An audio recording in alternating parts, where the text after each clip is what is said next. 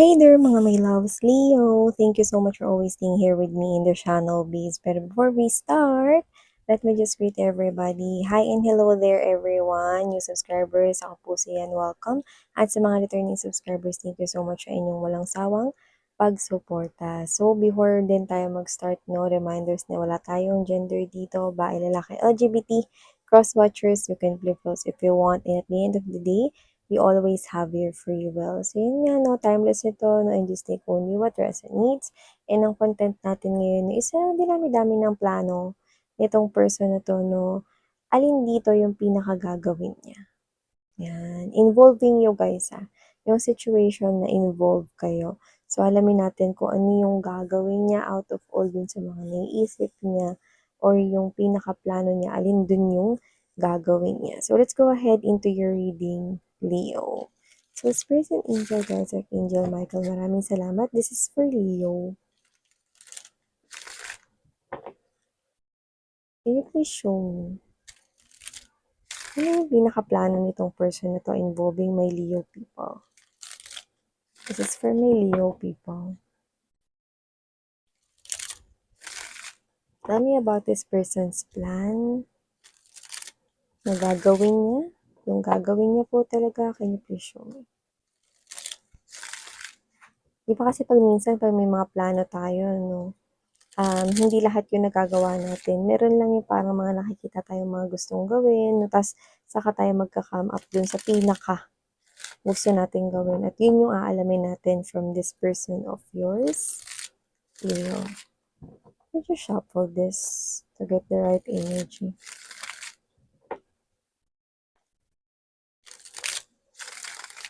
Okay, there you go, Leo. Let's see. Ano ba yung gagawin niya rito? Out of all sa lahat ng mga plans niya involving you. We've got this 7 of Wands energy. 4 of Wands. Full card energy. 6 of Coins. Oh.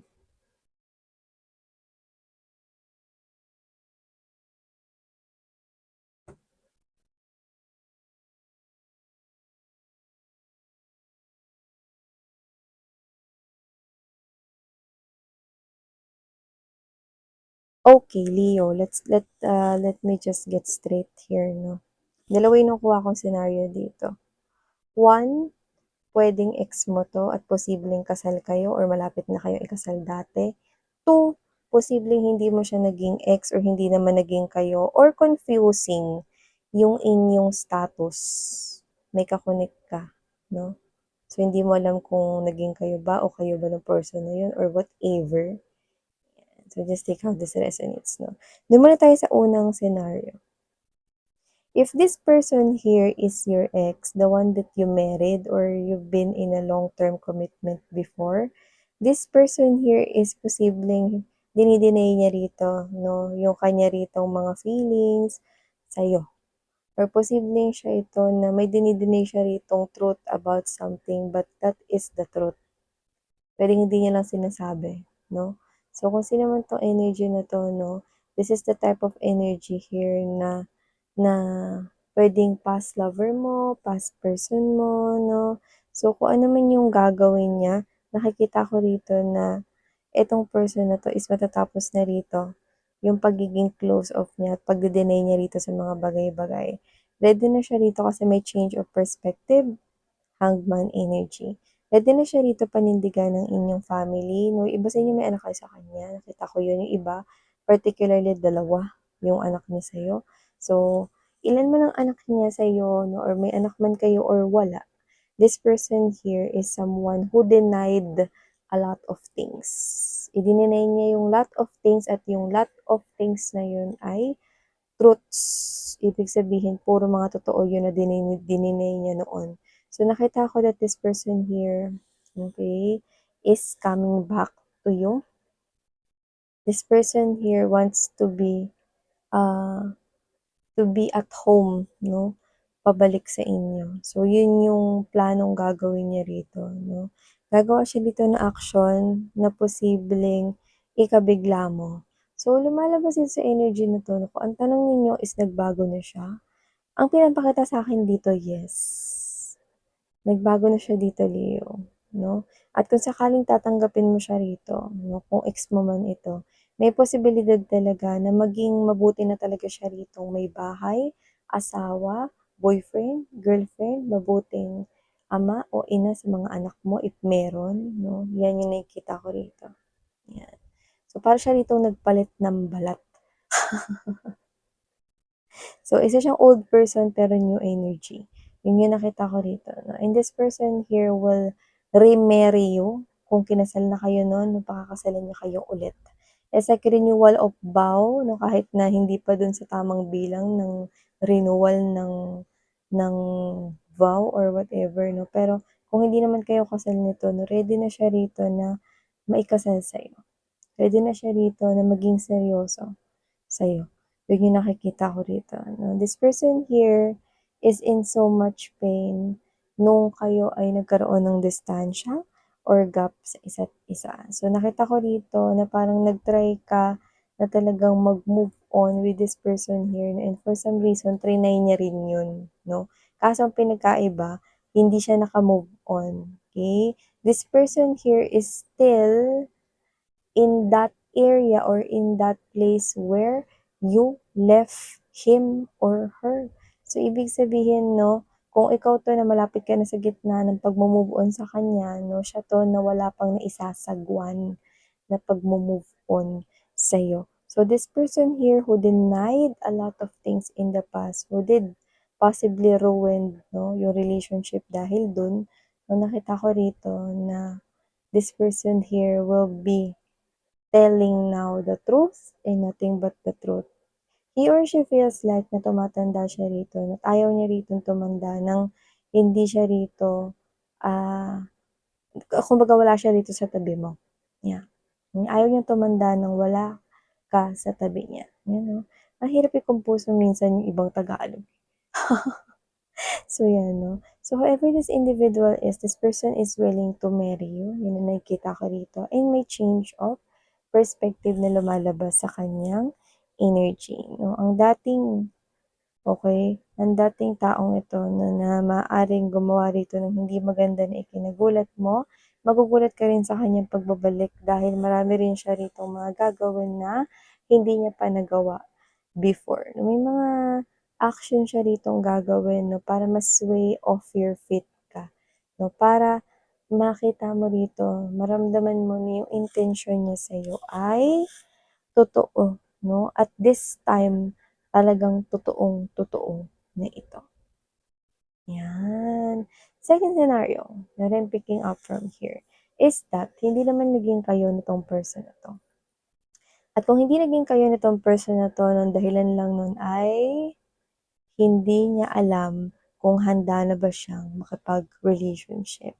So, posibleng ito yung ka-text mo na akala mo okey na kayo, nagkakamabutihan, tapos 2 days na hindi pa niya yung message mo or hindi pa siya nagre-reply, wala man lang tawag, 'no.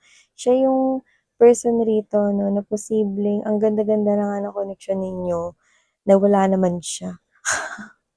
Para siya ritong mushroom na nawala out of nowhere, 'no, at posibleng may mga chances na hindi na siya nagparamdam sa inyo. Natakot kasi siya rito, when it comes to feelings and emotions. Natakot siya rito na eto na yung stage na nagkakamabutihan na kayo. Natakot siya rito na baka 'pag masaya siya or makita makita na masaya siya rito, baka bawiin yung kasiyahan niya. Yun yung nasa thinking niya, 'no. Non-committal itong person na 'to dahil di naman niya alam kung paano siya magko-commit. 'Yan. So, yung iba, mga babes, 'no, parang medyo may pagka-arogante sila, 'no. Parang sila, alam mo may pagka-arogante pero parang alam mo rin nila yung totoo. Kasi may nakikita akong ganito, arogante siya, 'no, pero aminado naman siya dun sa mga parang kakulangan niya. Let's say ganito, parang, alam ko naman, na hindi ako yung right person para maging husband material or wife material nito ni Leo, 'yan. Parang alam ko naman na meron din akong mga pagkukulang, 'yan. alam alam ko rin naman na hindi ko kayang i-handle 'tong situation na 'to, so ba't ko 'to sisimulan, 'yan. Pero nasimulan niya na, eh. Ang ibig niyang sabihin dun is yung tuloy-tuloy, 'di ba? Alam mo kung bakit siya rito may sinimulan sa inyo? Kasi una pa lang nakaramdam na siya rito ng attraction, magnetic attraction kung tawagin, sa inyo. Ibig sabihin, nung nakilala niya kayo or nung nagkausap kayo 'no, masaya ka nun, yung energy mo is happy, vibe, funny, yan yung nakita ko sa energy mo. Like, naka-attract ka dito ng someone. 'No, and nung time na yun, siya 'tong klase ng energy na medyo weak siya. So, puwedeng nalulungkot siya because of something, disappointed about work or something, 'yan 'no. Puwede rin naman nakaka-break niya lang 'no, sa kanya ritong girlfriend or boyfriend 'no, and then this is you just came along. Yung iba nga sa inyo wala pa kayong ginawa, eh, okey? It's just your energy really standing out in the room. So, nakita ko na itong person na 'to 'no is naging attracted siya sa'yo, to the point na para siya ritong natulala 'no, na parang di niya alam kung ano yung nangyayaring yun. Kaya nakita ko dito na talagang gusto ka niya, 'yan. Gusto niya talaga na i-pursue itong connection na 'to 'no, kaya lang may fear. Hindi niya alam kung paano siya rito makakapag-commit. Hindi niya alam kung kaya niya bang mag-commit 'no. Ngayon minsan anong gagawin niya, ano, well nakikita ko rito, gagawa siya rito ng action para magkausap kayong dalawa. Pero etong person na 'to gagawa siya ng action dito kapagka malapit na, okey, ma matapos yung kalahati ng taon na ito, 'yan 'no. Kasi actually naguguluhan siya rito kasi nai-imagine ka niya minsan na ikaw yung gusto niya ritong pakasalan, makasama sa pagtanda 'no. Pero at some point in time, bigla siya rito nagho-hold back, "Teka lang, ano nangyayari? Hindi ko alam kung kaya ko ba talaga mag-handle ng relationship. Kaya ko ba talaga maging ama o maging ina?" Parang naguguluhan siya and then this person here, back and forth sa kanyang thinking 'no. Pero ang maganda, meron siya ritong mabubuo nakikita ko. May mabubuo siya ritong plano na gagawin niya talaga at nakikita ko na makikipag-usap ito sa'yo. Posibleng sa online or text or phone call, okey? So yun yung nakikita ko coming from this person here. Also, this person is giving me this type of energy na nakita niya yung happiness sa tabi mo. So kung nawawala man siya at ano siya 'no, para siyang bula rito 'no na, what's this one, parang mushroom 'no, na magcha-chat ta's mawawala siya ano, hindi dahil may kausap siya ritong iba't ibang mga individuals or hindi dahil may kausap siyang ibang girls or boys 'no, kundi fear. Takot siya. Takot siya rito mga babes 'no, na magkaroon ng in relationship or ka-in relationship, 'yan. So this person could be someone here 'no, na nakakita ko dito ng ano, ng creepy. Creepy, yeah, creepy na face ng skull, ng death card energy. Wala yun dito pero nakita ko yan, dito sa Six of Coins. So nakita ko rito yung skull. So, ibig sabihin, posibleng minsan na rin kasi siyang nag-give ng kanyang love, yung sobra talaga na yung parang halos ikamatay niya. So, posibleng nung iniwan siya before, it's so tragic, na nahirapan siya ma-overcome yun. Posibleng iniwanan siya, niloko, pinagtraydoran, yan. So, yun yung nakikita ko dito.